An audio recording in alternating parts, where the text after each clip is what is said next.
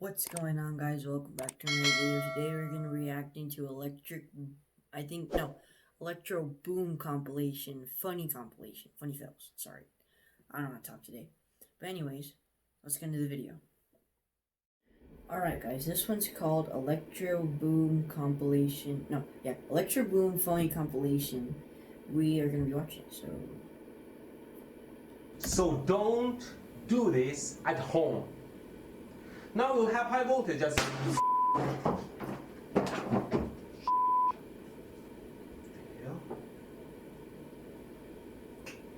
I short something? Okay, retry. So don't do this at home. Now as soon as I turn on this, what the what is this? Ow! One of these days. What is he doing?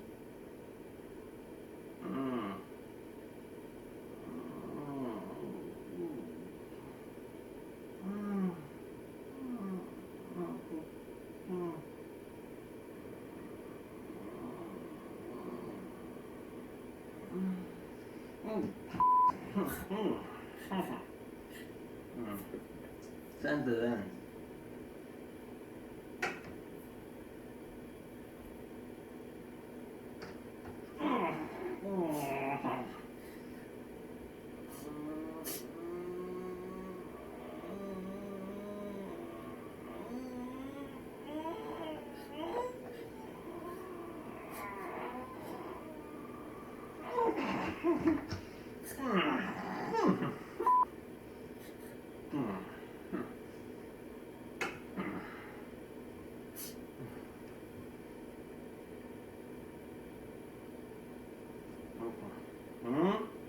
Again?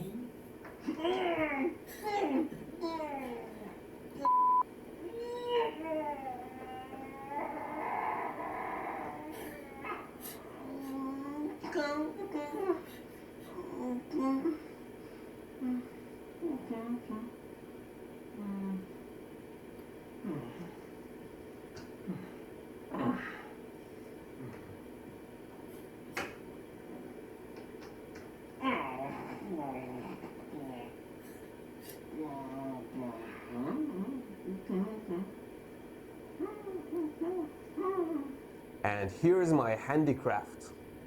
Let's measure and see where we are. It's higher. I made my own taser back in my old video. The arcs can jump well. You don't bring your finger close to a stun gun when it's running. Everyone can build something like this or even stronger, but it might not be legal everywhere. Hi, I completed my 1 Tesla kit assembly and I'm excited to try it together. Let's dim the lights. You should always keep a proper distance from Tesla coil. Let's play Pink Panther.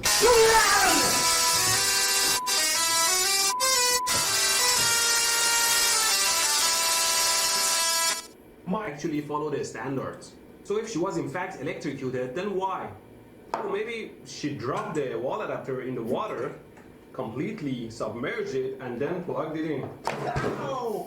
So I guess this is pretty dead. See, soapy water is much more conductive than regular water. It's short. Why even do this though? For what? I don't even think it's for science. I think it's just for the views. Supports everything together, and with everything soaked, it just takes the electricity straight from the contacts to your fingers. And with you standing in the top, close to the earth, it runs through your body to earth and can shock you. But I don't think that's what happened either. She was an intelligent girl. She wouldn't just pick up a fully soaked wall adapter and plug it into the power. Might be something else. Okay. Slippery. I could take it off. Ow! On this circuit, that's responsible for the timing. And you can see a tiny negative sign beside it. That means that that side needs to be connected to ground or negative box. The tip of the gun here simulates a human finger. Always be careful with your tools. Now, they usually zap a completely assembled unit. But sometimes it's also beneficial to zap a bare board like this one and see what happens on the actual board.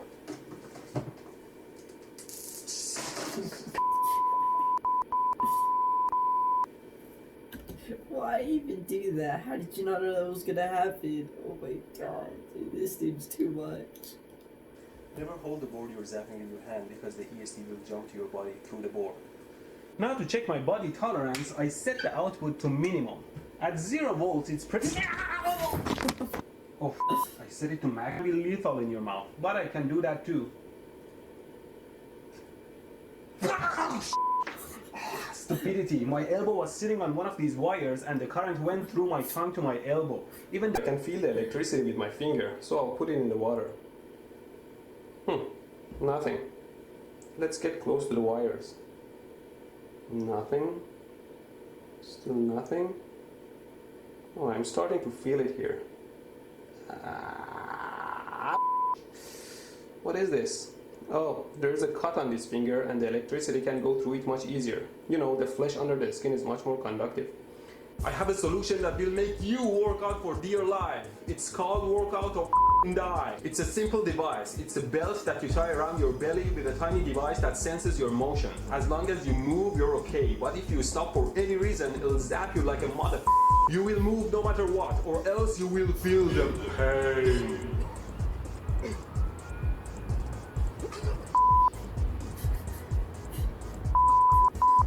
The device may often pulse trigger.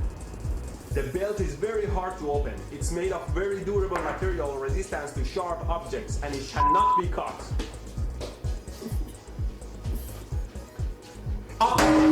So you will run until the batteries die or you die. Just kidding, we have never had failed batteries. Please don't hurt anyone, including yourself. The device is very simple. It runs on 2 AA or AAA batteries and has 2 electrodes on the bottom and turns on with a switch. Now if you don't move, it says... Look at this, it's like the entire city of New York in here. Let's see if my thermal camera can figure out what's broken. Obviously the heat is coming from that corner of the board. I wonder what it is. How? He sounded like Homer, watch. Just listen in. Obviously the heat is coming from that corner of the board. I wonder what it is. How hot is it? Wow, 135 degrees Celsius? So this black chip is broken, and judging by the number of inductors around it, I assume it's the main power supply for the board. I made this simple circuit and I'll plug it in. Now the circuit is hot and the voltage is on the... Something you must never forget is that... This scared me. Oh my god. Some capacitors, like electrolytic ones, are polarized and you must never connect them backwards or they will blow up. Now I have replaced the capacitor on my circuit and I'll plug it in. In addition to polarity, the capacitors must be rated properly to be able to handle the voltage across them, or they will blow up, obviously for you. To measure the 120 volt AC, I put the meter on AC and I measure the voltage. Oh my god! Sometimes when you're probing a line, you might touch the probes, but never forget about the voltage on the probes. And each pair is attached to one of these cables, which we can plug them into the wall power plug. Guys, this is why you don't make homemade electric guitars. You just gotta watch, just watch. I've seen this one. This is the only one that I've seen though, so far. But this is why you don't make electric guitars. Please join me for the first time to hear how it sounds. And 1, 2, 3, 4.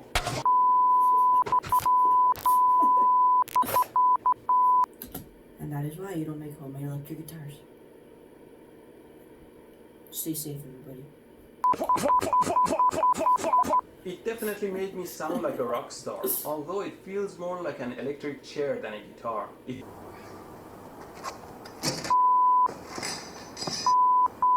I have opened the camera, but the first thing to remember is that there are a lot of bits and pieces and small and large screws that go in the camera. So always remember what those were and store them nicely to avoid losing them. Now let's take a look at the camera again.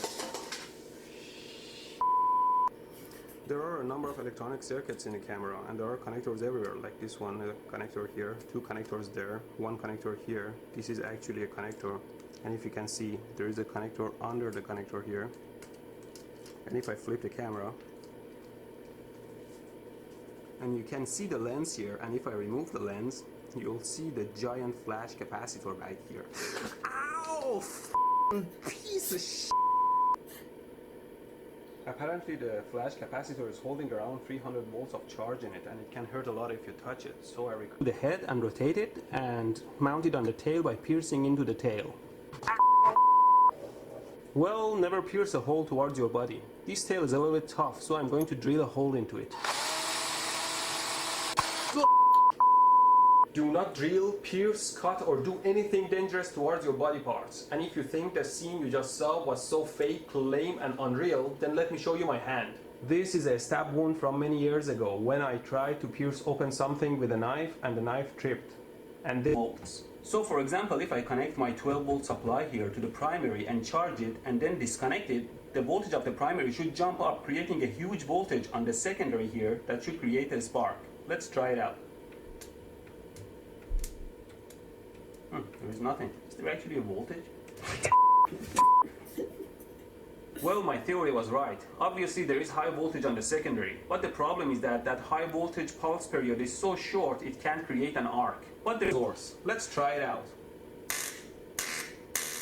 Wow, this is wild. You can see how it farts. It's a strange pain. It's as if somebody is stabbing your finger, but the blade, it doesn't stop there. It keeps going through your veins until it reaches your heart. I love it.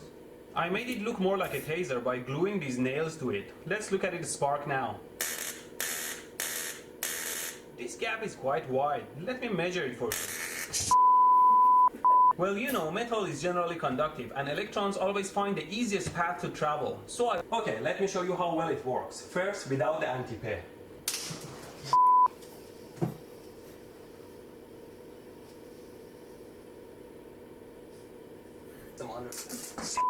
If I can just pass these cables under the table here.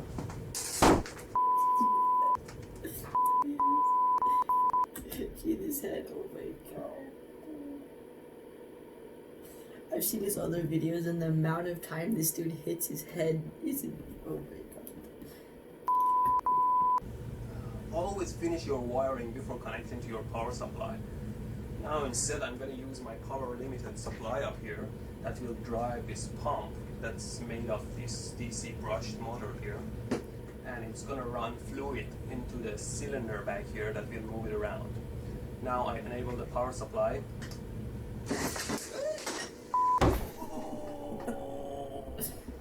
Always double check your connections. Using the knife is dangerous and will not work. I've seen some women back in Iran that burn their arm hair off on a stove, and I'm gonna try that. I have my lighter fuel here and my fire extinguisher in case anything goes wrong. Just put a dab of this on my mustache and I'm ready to go.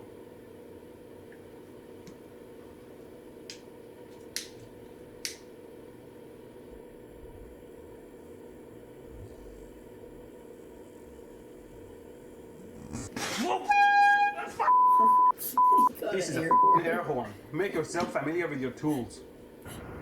The fuse box should be somewhere in the hood has a stand that has to be securely placed into the hood hole. Get together. I'm gonna shoot the box. I put the bullet in, and there's a switch here that acts like a trigger. So here we go. Well, it's always wise to aim away from yourself. So let's try again. Put the bullet in. Wow! Let's try it a couple more times.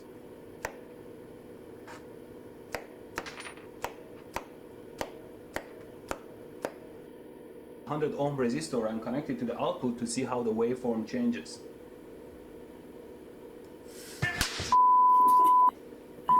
A quick calculation shows having 170 volts across 100 ohm generates 300 watts of power. It's like having a 300 watt lamp between your fingers. It burns your skin very quickly. Now I use pliers to hold the resistor.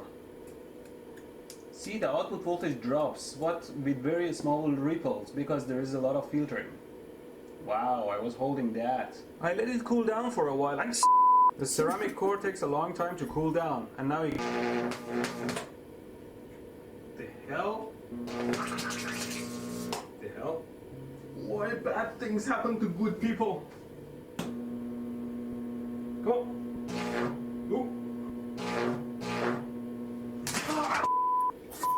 Sheer luck! Thanks to my flimsy wire connections to the transformer that fell off quickly, I only sustained some third-degree burns. My stupid long sparklers made my structure top-heavy, which of all people fell right on top of me. I leave a bunch of safety tips on my website, but such experiments are not worth dying for, so don't do it.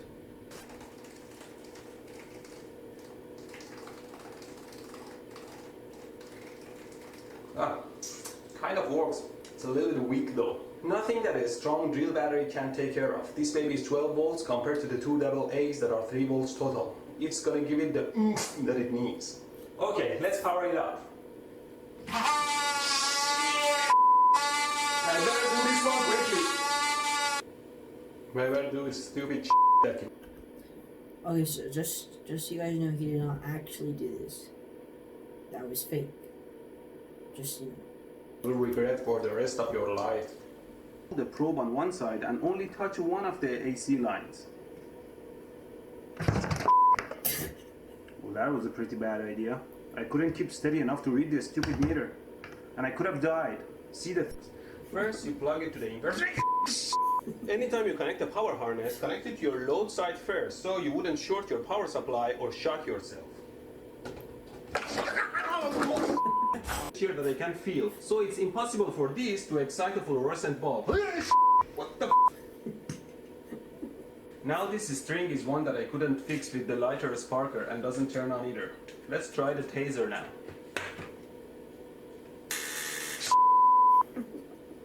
You should know better not to get too close to high voltage.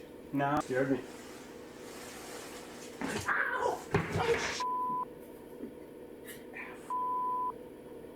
The voltage a little bit. Okay, let's do 100 volts. Ready? Should be less painful.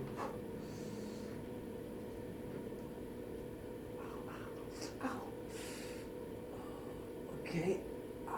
Ouch. What the? Ow. Ow, what the is the current rising? Ow. Seems like at higher voltage and current, the skin doesn't limit the current anymore. It is failing one way or another, and its resistance is dropping, increasing the current. It'll be a hell of a pain. Okay, come on. Sorry guys, the pain is too much for me, but I'm sure it will. It opened! It opened! Install GFCI in bathrooms, people.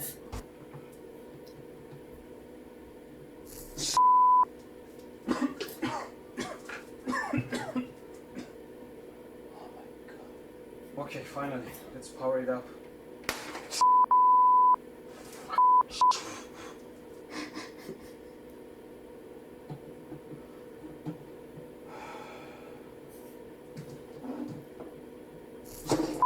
It's done. Let's turn it on and see how it looks like.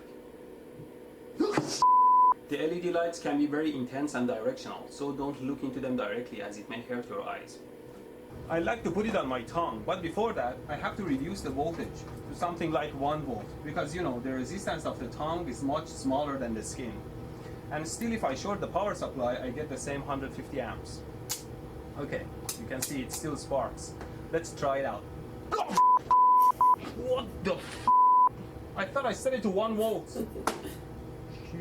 Don't completely trust the gauges on your instruments, and always double check them with a meter. So, alright guys, that was the end of it. I hope you liked the video. Please like and subscribe. Leave a comment down below if you want me to do more of these videos, or what kind of videos you want me to do. And it's JVR, and peace.